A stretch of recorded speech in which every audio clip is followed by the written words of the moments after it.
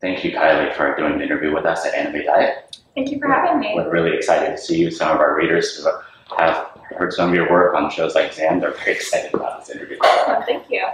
All right, so what do you like to do when you want to warm up for a performance? What's your routine or ritual?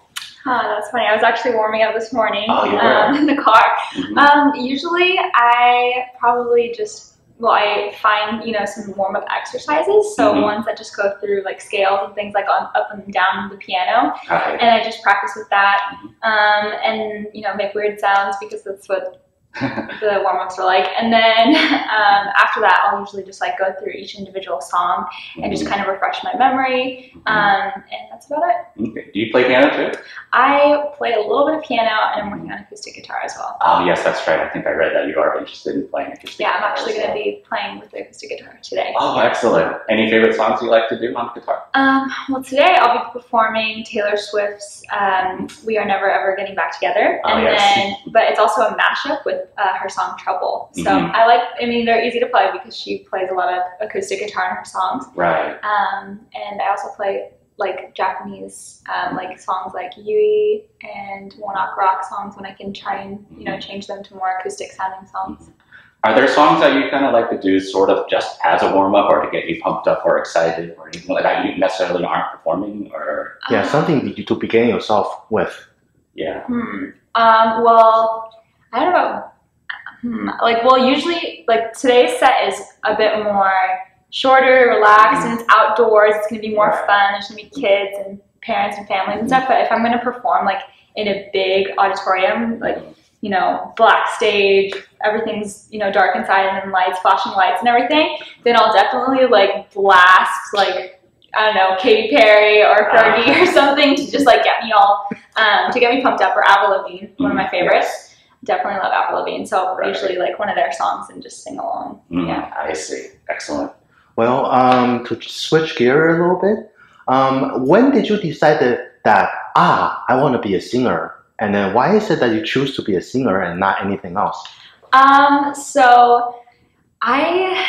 happened at a very young age. So it wasn't like, this is going to be my future career for the rest of my life. Because I think that doesn't really, if that happens to people out there, that's great. I'm sure it does. But for me, it was more like, when I was 11, I performed at the Portland Trailblazers NBA game, and they had, they let me sing the national anthem. And so when I sang there, that was my first time performing in front of like a large audience by myself and a cappella and everything. And it was just such a great experience that it just made me feel like, wow, this is something I really love to do and I want to do this more and I love this feeling. And that's kind of when I decided that I wanted to pursue music.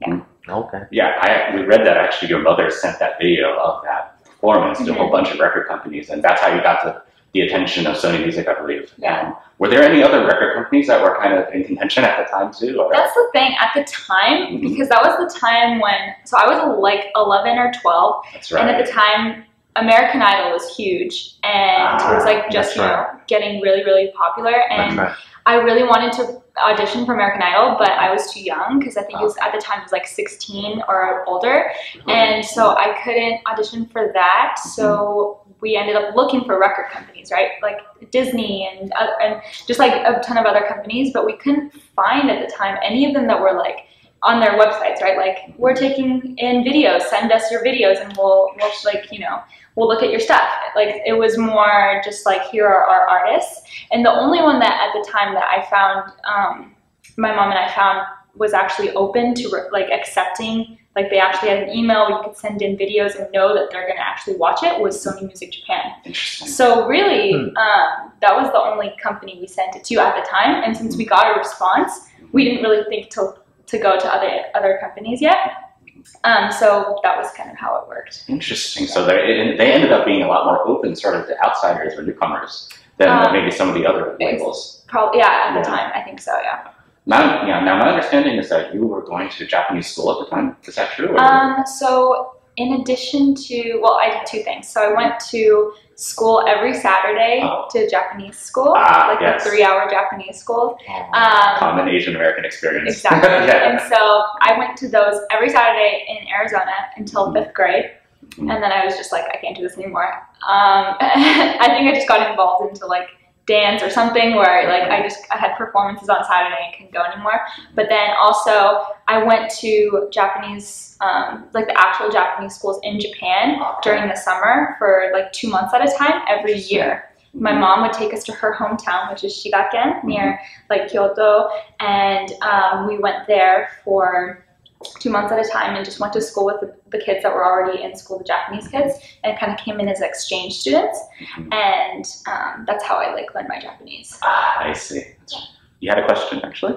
Oh, I was gonna say like, so when you submit your video to Sony recordings, there was no competition. There was no like, you had to go through some sort of filtering process or anything. Oh, there was. Well, like just because like one video isn't really gonna do. Yeah, that's what I thought. You know, it's not gonna show everything that I can do. So I had to meet with them several times just to, like standard kind of, what can you sing? What can you, just kind of standard. Auditioning, basically. Yeah.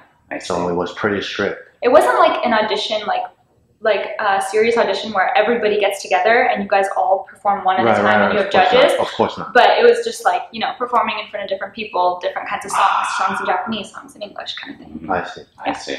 Interesting. Yeah. Since you went to Japanese school in the summers and you actually took Japanese lessons, did you grow up also, taking in some elements of Japanese pop culture, whether it's anime or, maybe some other pop artists like? Definitely, yeah. I mean, my mom, when we were younger, like she would, in order to like make me and my siblings learn Japanese, she would like put on, we would watch our Disney, but then she'd put in like Ghibli tapes. So like all the films like Totoro and, Kiki and everything, we would watch all the Miyazaki films, and we would just watch them in Japanese, and so that had like a really strong influence on me. And then also the fact that my mom pretty much only spoke Japanese to me because she didn't speak any really, like she didn't have like a high level, she didn't have high level English. When she came to the States, she was just very much relying on my dad. And so at the time she just spoke to me in Japanese. So I, really took in a lot of Japanese culture, and then going every summer too, making lots of friends, and like whether it's taking purikura together or like wearing, I did everything. Like I wore wagutsu, I went to, junior high where I wore like the uniform. It was really, I wouldn't have the same exact experience as like a full Japanese person, but I was really lucky to like actually, get a taste of that. And that really influenced my perception of the world too, and like what I think about now and like how I think about things. And yeah. What was the problem of like fitting in, because you're American, like the rest of us. And when you go to Japan, there's a big cultural difference, although you come from a Japanese American background. So what were some of the problems of like, going to Japan and fitting in? I think the problems at first were I didn't speak Japanese every single day, so I had, struggled with Japanese in the beginning. And then also I did get picked on actually when I was going to school and I was visiting. It was funny because some people would just be like so fascinated, like they call in Japan we call them Yankee, and like all the Yankee were like so like it's just like so interested in like me and my siblings, because like they would just come in and like examine us and like study us and like look at us and like it was really funny.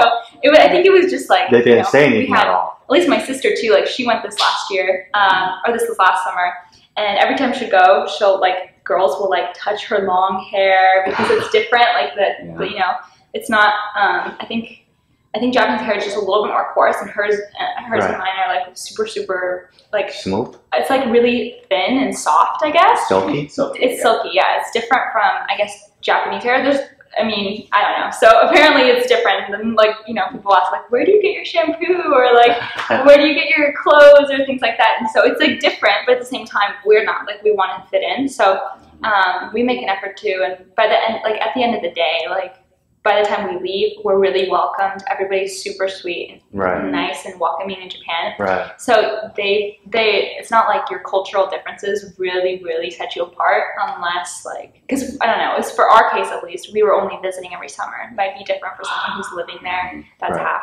or something. Right, exactly. kind of sort of build on top of that, did you ever encounter any challenges specifically on the music business end?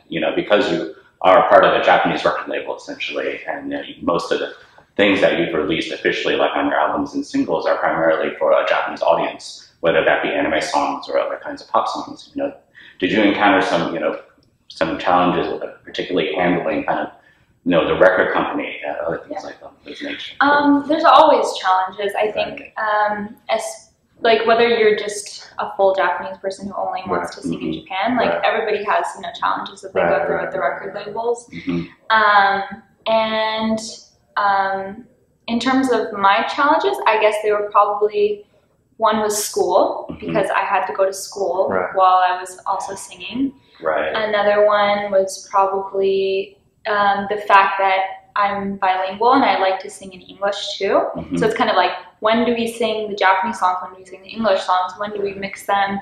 And then do you want to, like, the market too? Like, do you want to direct towards the Japanese market, or do you want to direct towards a more international market? Or do you want to go more into just, like, do you want to go to the US? Kind of was the question that came more towards the end of high school, when I'm about to, graduate and I'm about to go to college, and like, so that's probably when some of the, big questions came up and like, conversations, but, yeah. How'd you get involved with the anime Xamp? You sang closing song for that. And that was, I think, in 2008. Is that right? That was like my first real big kind of like anime and music combined with, film and art, like kind of experience. It was really cool, and it just, the opportunity kind of just presented itself, I think, with when they heard the song, like the group Xamp, like when they heard the people that were creating and producing and stuff, when they heard the song, I think.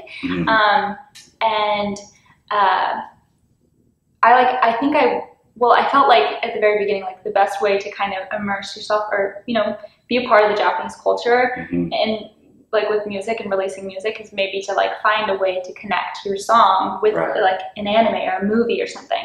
And so we thought, why not try an anime? Because I was like 14 at the time, and like I thought it'd be fun. And so we, that's kind of how it happened, and they liked the song a lot. And then once that happened, it's just, more songs came around, like Over You, and there were lots of other ones that we were eventually able to create an album. So we had a really good like relationship and experience with them. So it was really awesome to go through that.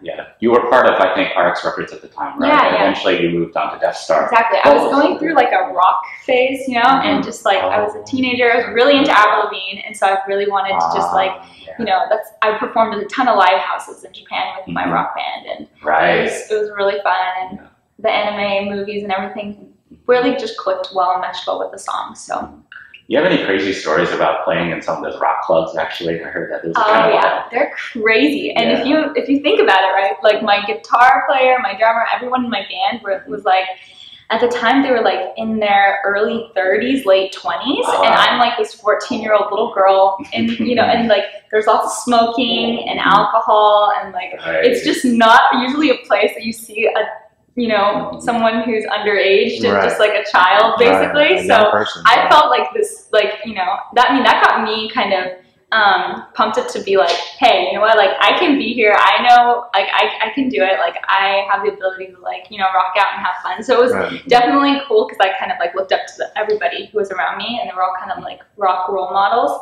So it was a fun experience. Yeah. Do you want to still continue to do that again? Probably not. Okay. Just because that was kind of like a phase. I still really like elements of the kind of things that I did, but probably not that exact same experience. Right. You see yourself more as pop than rock, I guess? Well, I think, I was definitely going through a phase, but it's not like when I want to go into, it's probably, I see myself more as pop now than rock, but still with like an edgy rock kind of element within the pop. No, it's not like super, super happy, bright pop, but more like a little bit edgier, I think. Because of the rock experience. I see. Yeah, we read that during while you were still in school, sometimes you had to go to Japan on very short notice, on very short breaks, sometimes on long weekends, during your holidays, basically. And I think you're still continuing to do that as a student at Stanford, right? So that's the thing. Right now, I'm basically kind of like on a hiatus or a break from the Japan stuff, just because it was doable in high school, totally, and so that was like awesome, and we were able to make it happen. But in terms of like doing it in college, it's a whole nother ballgame. It's like completely different. So right now, it's kind of just been like the best decision. The best thing I felt that we should do was to just kind of put it on hold, like take a break from that, because I don't want to just be putting in like 20%. If I'm going to do it, I want to put in 100%, and so an education is still important to me. And by the time I graduate, like I'll be 22, and then I can just pick up from there again. But, and then I've also been able to explore other things through like other more international platforms. Like currently I'm going through like this YouTube the cover exactly, project, right? Exactly. And so I'm going through YouTube and using YouTube as a platform, international platform, which is really nice. It's not just Japan. I'm able to like reach people in Taiwan and the Philippines and the US also, but like it's just like so much wider, and it's like the opportunities are kind of more endless now because I'm able to reach out to different people and using YouTube. And so I think that's something that has been really great, and we've been able to take advantage of while I'm in college, like so still being able to like maintain music while I'm in school. You said you have like fans in Taiwan and Philippines. Like how big is that? I don't know like numbers because I haven't really like traveled there and had a performance yet. But I through YouTube, like that's the really cool thing is that you get to see all the different people who are watching their stats and through analytics. And so I was really surprised. I never thought, but there's it's pretty high up there in terms of like the Southeast Asian countries, and so it's really cool. How do you pick the songs that you want to do as covers? Usually they're ones that I just really, really like, because I don't like all the ones that are out in mainstream right now. So usually the ones that I just make it like I have a connection with, or I feel like, oh, I could see like this would be really fun to. I mean, it's not always just the music aspect; it's also the filming aspect, like making a music video, because I'm also getting involved in that, which is really, really fun for me too. Because usually I've always been the one in the music videos, and so now I'm able to be more kind of like a producer director kind of person. So that's really cool. Getting behind the camera, exactly, being in front of it. Exactly. Yeah, exactly. So, like over the course of your career, have you been able to meet like people that you really admire and get to kind of in the course of things? Like, I don't know if you met Boom Boom Satellites when you were working with Sam, for instance, because they did the opening, and or any other famous Japanese artists or anyone else that you really looked up to. Were you ever able to meet them and talk to them? Yeah. So I've met so one person that I think is really awesome is this girl. Her name is Orianthi, and she's a guitar player. She was like she basically played guitar she was going to play during the tour for Michael Jackson, exactly. And she's like super awesome, so nice, really, really chill, and she's just amazing at guitar and performing. And as a woman, playing guitar, it's just like really cool, the edge that she brings. But when she's not playing guitar, she's so sweet and like really sincere and kind and humble. And so I respect her for that, That's great. And she's traveled. She's like basically an international star. She's from Australia, and she just goes to different places all the time and performs. And so that's kind of like someone that I do admire. And then I also admire a lot of people that I haven't yet met, but in terms of like another person is Hirai Ken. I met him because he's the same label as me in Japan, and he's really, really cool too. Like he's almost like a dad to me because he's just he's older and he's been through a lot and experienced a lot, as well as like Crystal K. I met her. She also kind of went through similar experiences to me in terms of like she's half, or like she's she's basically, I think she's American, like she's lived here, and she went through like releasing CDs from when she was like 13, like from a really young age, and and just doing this for a long time and in Japan, and then she sings a lot of songs in English too, so I respect her for that. Yeah. That's awesome. Are there any other venues or any other places that you would love to perform in that you haven't done yet? I think recently you were in Japan Expo in Paris, right? Yeah, that was so much fun. I never really I never thought about it. Like I never thought international when I was younger. I always just thought, oh, if I'm in Japan, I want to sing at these big stadiums. But then in Japan, and then went to Japan Expo, and it was like probably my all-time favorite performance, just because the audience.